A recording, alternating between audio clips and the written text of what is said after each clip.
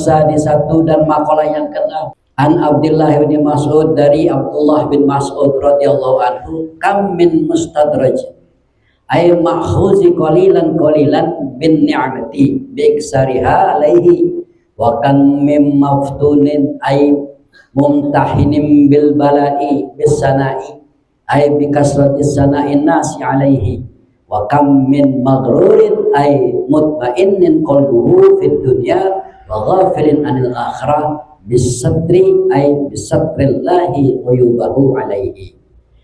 Dalam makalah yang keenam ini datangnya dari Abdullah bin Mas'ud radhiyallahu anhu. Beliau mempunyai satu prinsip dengan menyatakan kam min mustadrij, banyak orang-orang yang terpedaya yang diberikan oleh Allah istidraj, seakan-akan bagi dia adalah sebuah kemenangan, sebuah kenikmatan. Ay ma'khuzi qalilan, yaitu diambil sedikit-sedikit tanpa terasa. Dia diberikan istidraj, yaitu suatu keputusan yang sifatnya itu mengurangi sedikit-sedikit tanpa disadari. Nah, dia mendapatkan istidraj, terpedaya bin ni'mati, dengan atau sebab kenikmatan.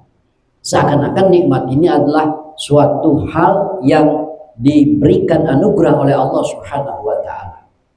Tetapi ternyata itu bukan, itu istidraj. Emang kenapa? Dia nggak pernah sholat, dia nggak pernah taat kepada Allah Subhanahu wa taala, tapi kaya, tapi hidupnya tenang, keluarganya bagus, anak istrinya bagus-bagus, baik-baik, dan dia juga bisa memberikan bantuan kepada orang-orang, tapi nggak pernah sholat. Puasa juga begitu, sembarangan aja, sholatnya juga jarang-jarang. Nah, tapi kok dia nikmat banget hidupnya, itu istidraj, dilepas oleh Allah, diambil oleh Allah sedikit-sedikit. Nah, semakin dia merasakan nikmat, semakin dia jauh dari Allah Subhanahu wa taala. Itu istidraj. Banyak yang begitu kan.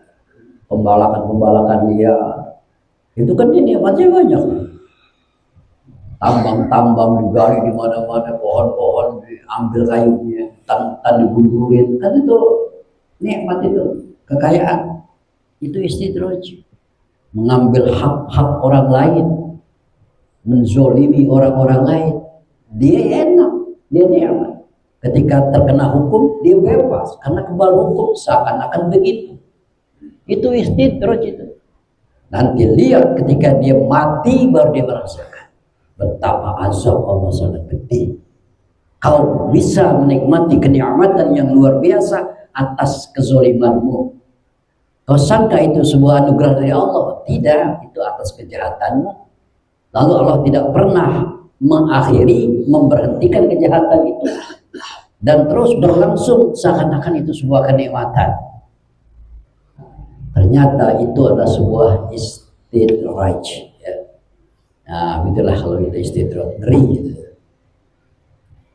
Nah, biiksariha alaihi, Allah memberikan kenikmatan itu biiksariha, dengan memperbanyak kenikmatan alaihi, di atasnya, di atas orang tadi yang diberikan oleh Allah sebuah istidraj. Kadang-kadang kalau orang diberikan istidraj oleh Allah, karena dia mempunyai keanehan-keanehan, dukun, jago dia, kayak sakti dia, ngobatin orang betul-betul sesat sembuh. Wah, punya mujizat, padahal dukun, sholat kagak, kadang mengabdi kepada setan. Istidraj itu namanya. Jadi hampir sama dengan karomah, cuma dia dari setan, kalau karomah dari Allah Subhanahu wa ta'ala. Istidraj. Nah, wa kam min maftunin ay mustahinin bil bala di sana. Wa kam min maftunin, berapa banyak orang-orang yang diuji, diberikan ujian oleh Allah Subhanahu wa ta'ala, ay mumtahinin bil bala, yaitu diuji dengan sebuah bala, tapi sistem ujiannya, model ujiannya bisanai, dengan sebuah ujian. Padahal itu adalah bala. Dia selama dia dipuja, selama dia dipuji, selama itu pula bala akan ada pada dirinya. Dan selama itu pula bala terus mengawal dirinya. Seakan-akan ini adalah sebuah kemegahan, seakan-akan ini adalah sebuah derajat yang tinggi, sehingga banyak teman-temannya, anggotanya, dan kelompoknya itu semua memuja dan memuji dia. Padahal di balik puja dan puji yang ia perbuat adalah sebuah kesesatan. Dan itu adalah bala buat dirinya. Bisa jadi bala itu nanti diberikan oleh Allah di akhir hayatnya, di akhir hidupnya. Bisa jadi juga bala itu akan diberikan oleh Allah di alam barzah dan berikut alam mahsyar nanti. Gitu. Kan alam banyak, alam itu semuanya ujian. Ada alam yang bukan ujian, cuman sebelum alam dunia, alam janin santai, nyantai kita. Kemudian alam roh nyantai juga, nggak ada apa-apa. Nah, ketika di alam janin kita keluar ke alam dunia, itulah ujian. Nanti ketika alam dunia berakhir, kita masuk ke alam barzah, itu ujian. Ketika alam barzah selesai, masuk ke alam mahsyar, itu ujian. Alam mahsyar selesai, masuk ke alam syirat, itu juga ujian.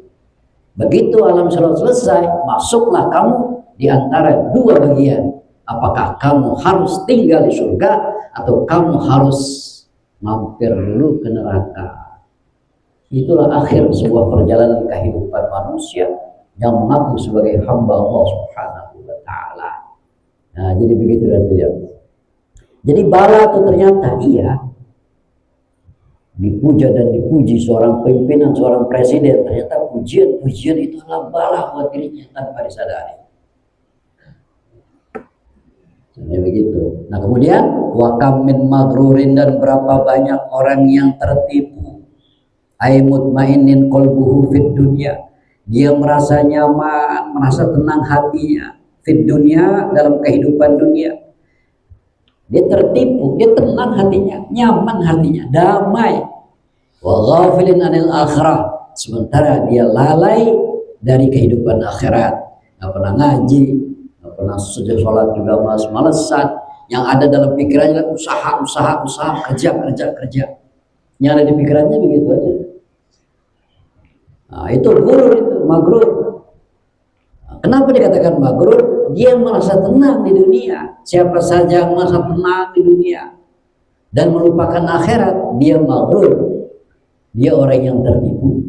Nah, sekarang berapa banyak orang yang tertipu di alam dunia ini? Dia hanya memikirkan dunia saja, tetapi tidak memikirkan bagaimana kehidupan akhiratnya akan dialami nanti. Dia tidak pernah memikirkan bekal apa yang kita bawa kalau kita sudah masuk ke alam barzah. Nggak mikirin itu. Yang ada adalah bos, kerjaan, datang pagi, pulang malam, pekerjaan begini, jadwalnya begitu, dapat gaji untuk ini, untuk itu, bos saya begini, taat sama bos, selesai. Usaha perusahaan saya maju, selesai. Itu aja pikirannya, Pak. Dari pagi sampai ketemu pagi itu. Dari tahun sampai ketemu tahun itu aja. Dari hidup muda sampai hidup tua dan bahkan mati itu aja. Hatta zurtumul maqabir. Itu aja. Itu berarti apa tuh? Magrur, orang-orang yang tertipu. Padahal semua harta benda yang ia cari, ia usahakan tidak akan ia bawa. Bahkan itu nanti akan diperbutkan oleh ahli warisnya. Kalau ahli warisnya itu mampu manage harta itu ke jalan Allah, dia ikut bahagia di alam barzah. Tapi kalau ahli warisnya tidak bisa memanage, tidak bisa membina harta-harta warisan yang ditinggalkan oleh dirinya, maka dia ikut sengsara. Kenapa? Keluarganya pada berantem gara-gara berbuat warisan. Dia sengsara. Kenapa sengsara? Harta yang ia tinggalkan untuk ahli warisnya ternyata menjadi sebab terpecahnya dan berantemnya keluarganya, anak-anak. Sengsara dia, ya sengsara. Apakah mayit tahu itu? Ya tahu. Tu'radu a'malukum alal mauta, ditampakkan perbuatan-perbuatan kalian yang hidup di alam dunia kepada mereka yang telah mati. Ya, kita nih Begini di antara kita yang begini-begini nih yang pada ngaji, orang-orang tua kita lihat. Tadi kita baca Fatihah di awal. Abahina wa ummahatina wa ummahatina wa ummahatina wa abahina wa keluar kita baca Fatihah. Ya, masih mereka tahu. Wah, anak saya, cucu saya ngaji.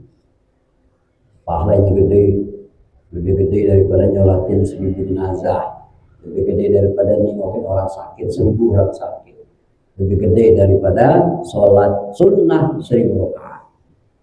Pahala apa? Pahala ngaji kayak gini talim. Tapi talim yang benar-benar talim ya ada kitabnya, ada referensinya, ada pengarang kitabnya. Jadi kita membuka talim itu dengan fatihah kepada guru-guru kita. Sanad-sanadnya itu kita bacakan. Nah itu kan nyambung gitu. Nah itulah disebut dengan lebih baik daripada nyolatin 1000 jenazah, nengokin orang sakit 1000 orang sakit, dan lebih baik daripada sholat 1000 rakaat. Dan jangan sampai kita menjadi orang yang malas. Nah ketika dia itu merasa tenang, ya kan, dia tertipu dengan keadaannya, padahal dia itu melupakan akhirat. Nah, Allah Subhanahu wa Ta'ala memberikan dia sesuatu hal yang bisatri, sebab Allah menutup. Bisatrillahi uyubahu, dengan sebab Allah menutup aibnya. Padahal dia itu orang-orang yang lalai, orang-orang yang selalu mengerjakan dosa-dosa, tetapi merasa dirinya tenang, hartanya banyak. Allah tutup dosanya, Allah tutup aibnya, Allah tutup keburukannya, ditutup saja, biarin saja. Bukan berarti Allah sayang, justru itulah Allah murka. Murkanya Allah terkadang begini, Allah itu murka. Allah itu murka. Kadang-kadang kemurkaan Allah itu turun kepada orang tersebut dalam bentuk seakan-akan rahmat Allah. Seakan-akan rahmat. Emang kenapa? Dia diberikan kekayaan dan dia ditutup aib-aibnya. Gak ada yang tahu kalau dia itu aib, banyak dosa, Allah tutup. Lalu anugerah, kenikmatan yang ia rasakan, apa itu rahmat dari Allah Subhanahu wa Ta'ala? Bukan. Itulah murka Allah. Murka Allah dalam bentuk nikmat menurut dirinya.